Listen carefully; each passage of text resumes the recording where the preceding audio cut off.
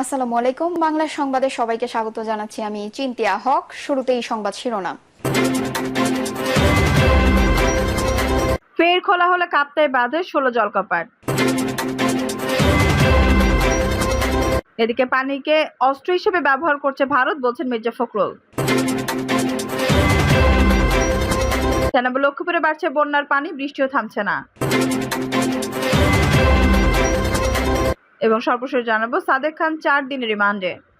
দর্শক শুনছিলেন সংবাদ শিরোনাম, এখন বিস্তারিত। ফের খোলা হলে কাপ্তাই বাঁধের 16 জলকপাট। বিরতির 5 ঘন্টা পর ফের খোলা হয়েছে কাপ্তাই বাঁধের 16 জলকপাট। এর আগে সকাল 8:10 থেকে জলবিদ্যুৎ কেন্দ্রের 16টি স্পিলওয়ের গেট খুলে দিয়ে 6 ইঞ্চি করে প্রতি সেকেন্ড 9,000 কিউসিকেট পানি ছাড়া হয়েছে। দুপুর 2টা পর্যন্ত একটানা পানি ছাড়া হয়। বিকেল 5টার দিকে কাপ্তাই লেকে পানির লেভেল বেড়ে যাওয়ায় এই সিদ্ধান্ত নেওয়া হয় বলে জানান কাপ্তাই বিদ্যুৎ কেন্দ্রের ব্যবস্থাপক এটিএম আব্দুল জহের। তবে এই পানি ছাড়াই নিম্ন অঞ্চল প্লাবিত হওয়ার সম্ভাবনা নেই বলে জানান পিডিবি কর্তৃপক্ষ। সকাল থেকে সারাদিন চন্দ্রকোনা বাঙ্গাল হালিয়া এলাকায় ফেরি পারাপার বন্ধ রাখা। রাঙামাটি সড়ক ও জনপথ বিভাগ যে কোনো ধরনের দুর্ঘটনা এবং প্রাণহানি এড়াতে ফেরি পারাপার বন্ধ রাখা হয়েছে। নদীর গতিবেগ কমে গেলে আবারও ফেরি পারাপার শুরু করা হবে বলে সড়ক ও জনপথ বিভাগের পক্ষ থেকে জানানো হয়। ফেরি পারাপার বন্ধ থাকার সময় রাজস্থী বান্দরবন যাওয়ার যাত্রীদের চরম দুর্ভোগে পড়তে হয়েছে। সন্ধ্যা 7টায় কাপ্তাই হ্রদের পানির লেভেল ছিল 108.60 ফুট নিচ সি লেভেল।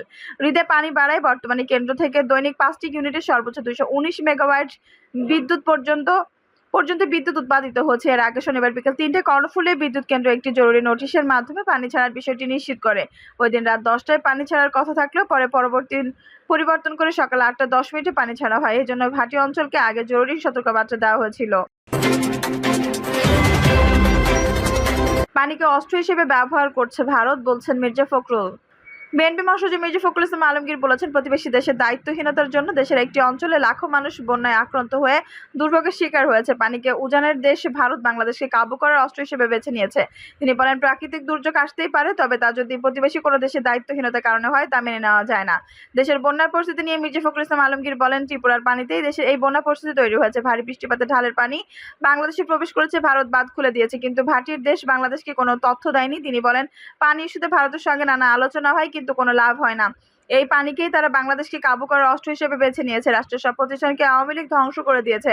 উল্লেখ করে মির্জা ফখরুল বলেন, তিনবার একতরফা নির্বাচন করে গণতন্ত্রকে নষ্ট করে দিয়েছেন হাসিনা।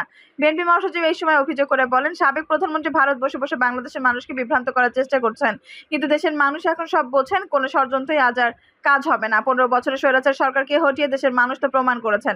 মির্জা ফখরুল বলেন, স্বৈরাচার আওয়ামী লীগ সরকার পতনের পর ডক্টর মোহাম্মদ ইউনূস যোগ্যদের নিয়ে অন্তর্বর্তী সরকার গঠন করেছেন। দেশের পরিবেশ ঠিক করে দ্রুত নির্বাচন দেবেন। অন্তর্বর্তী সরকারকে সময় দিতে চায় বিএনপি। তাদের সব ধরনের সহায়তা করবে, তবে সে সময় তো হবে যৌক্তিক। 111-এর মতো দীর্ঘ সময় দেওয়া যাবে না। অনেক জায়গায় সংস্কার প্রয়োজন জানিয়ে বিএনপি নেতা বলেন, ইতিমধ্যে অন্তর্বর্তী সরকারের কাছে বিএনপি 31 দফা সংস্কার দাবি দিয়েছে, সেগুলো নিয়ে কাজ করবে তারা।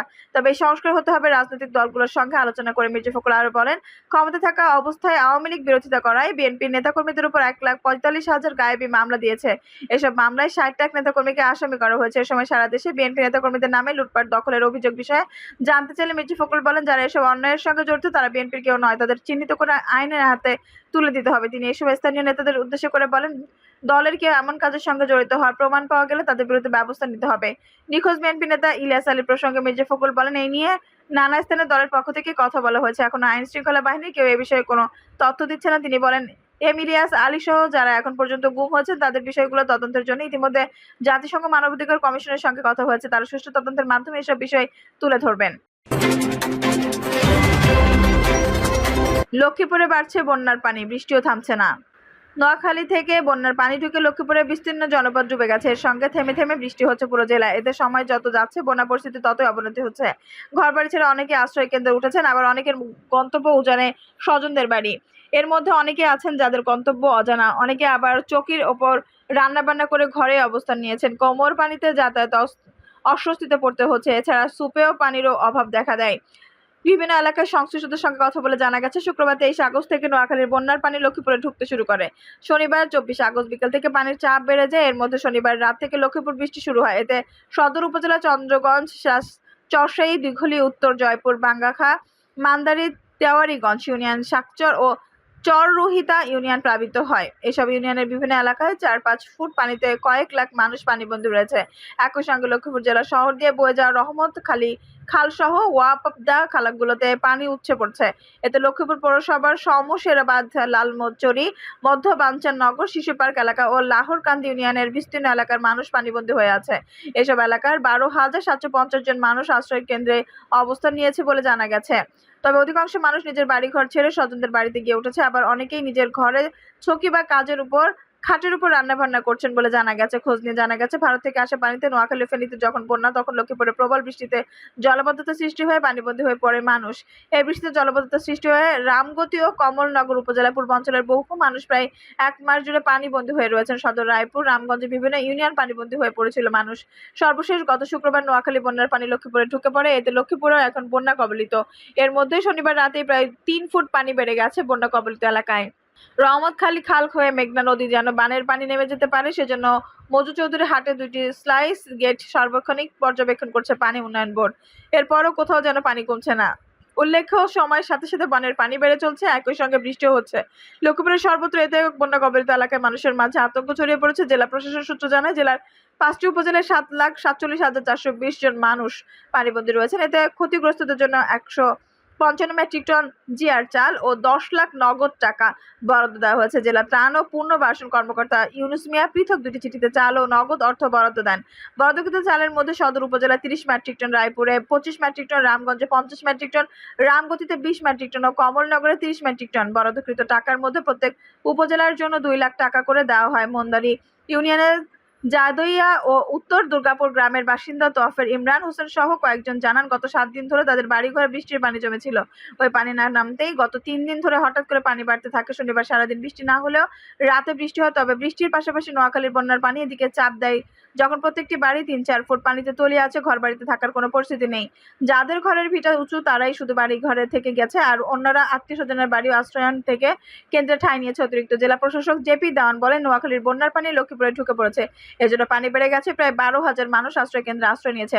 আমরা তাদেরকে শুকনো খাবার দিয়েছি, একই সঙ্গে খিচুড়ি রান্না করেও আশ্রয় কেন্দ্রের মানুষদেরকে পরিবেশন করা হচ্ছে। সাদেক খান ৪ দিনের রিমান্ডে। ৪ দিনের রিমান্ডে সাবেক এমপি সাদেক খান। গত ২০ জুলাই ছাত্র আন্দোলনের সময় ট্রাক চালক মোহাম্মদ সুজন হত্যা মামলায় ঢাকা ১৩ আসনে আওয়ামী লীগের সাবেক সংসদ সদস্য সাদেক খানের ৪ দিনের রিমান্ড মঞ্জুর করেছেন আদালত। গত ২২ আগস্ট নিহতের ভাই রফিকুল ইসলাম বাদী হয়ে সাবেক প্রধানমন্ত্রী শেখ হাসিনা সহ ৭৯ জনের বিরুদ্ধে মোহাম্মদপুর থানার মামলাটি করেন। মোহাম্মদপুর থানার পরিদর্শক ও মামলার তদন্ত কর্মকর্তা মোহাম্মদ সবুজ রহমান ১০ দিনের রিমান্ড আবেদনের পরিপ্রেক্ষিতে ৪ দিনের রিমান্ড মঞ্জুর করে এই আদেশ দেন ঢাকা মেট্রোপলিটন ম্যাজিস্ট্রেট মোহাম্মদ রশিদুল আলম।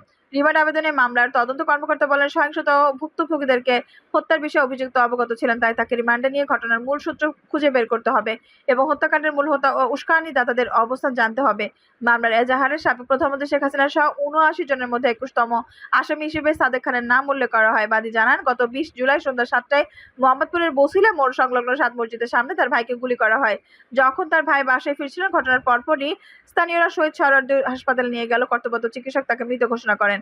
মামলার সাবেক স্বরাষ্ট্রমন্ত্রী আসাদুজ্জামান খান, আওয়ামী লীগের সাধারণ সম্পাদক ওবায়দুল কাদের, সাবেক মন্ত্রী জাহাঙ্গীর কবির নানক ও আলী আরাফাতকে আসামি করা হয়েছে। গতকাল রাজধানীর পশ্চিম নাখালপাড়া এলাকা থেকে সাদেক খানকে গ্রেপ্তার করে পুলিশ। সাদেক খান ২০১৮ সালে ৩০ ডিসেম্বর নির্বাচনে আওয়ামী লীগের প্রার্থী হিসেবে ঢাকা ১৩ আসন থেকে সংসদ সদস্য নির্বাচিত হন। তবে ২০২৪ সালে জানুয়ারি নির্বাচনে তিনি দলীয় মনোনয়ন পাননি। উল্লেখ্য, সাদেক খান একাদশ জাতীয় সংসদ নির্বাচনে বাংলাদেশ আওয়ামী লীগের মনোনীত প্রার্থী হিসেবে ঢাকা ১৩ আসন থেকে সংসদ সদস্য নির্বাচিত হন। ১৯৯৭ সালে সাদেক খান অবিভক্ত ঢাকা সিটি কর্পোরেশনের সর্বকনিষ্ঠ কাউন্সিলর নির্বাচিত হয়।